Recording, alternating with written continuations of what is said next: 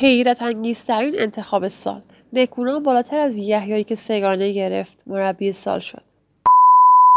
به گزارش فوتبالی، نظرسنجی‌های برنامه نوروز فوتبالی درباره انتخاب نفرات برتر در همه پست‌ها از بازیکنان داخل زمین گرفته تا سرمربی تو سال 1402 به پایان رسید.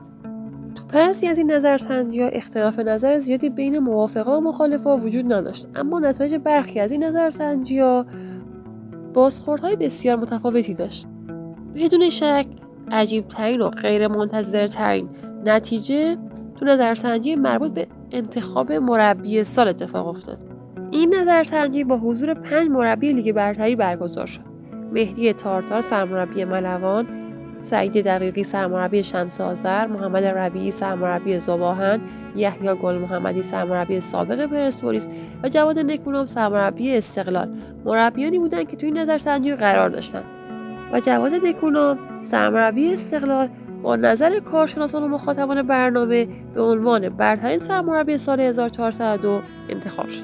خیلی از اهالی فوتبال مطمئن بودند که یحیی گل محمدی به دلیل عملکرد درخشانش تو فصل گذشته به عنوان برترین مربی انتخاب میشه.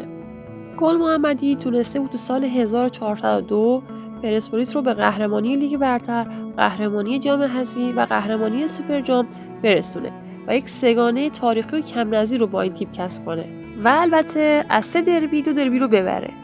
کمتر کسی فکر میکرد که یحیی توی این نظرسنجی رأی نیاره. در مقابل جواد نکونام تونست استقلال رو به قهرمانی در نیم فصل اول برسونه و تیمش رو تو پایان سال 1402 تو صدر جدول نگه داره. این تنها دستاورد نکونام تو سال 1402 بود. تو سال 1402 پرسپولیس و استقلال 4 بار با هم روبرو شدن که پرسپولیس با یحیی موفق شد 2 بار استقلال ساپیندو رو شکست بده و 2 بار هم با استقلال نکونام به تساوی برسه.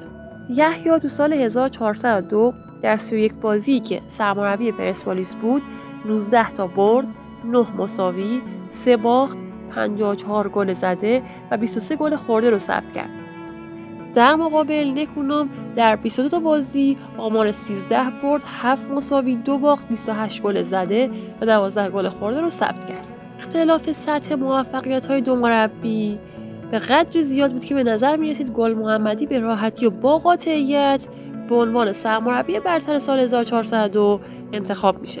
این در حالی بود که استقلال با نکونام در آخرین روزهای سال 1402 با شکست مقابل مصر رفسنجان از جام حذفی هم کنار رفته بود.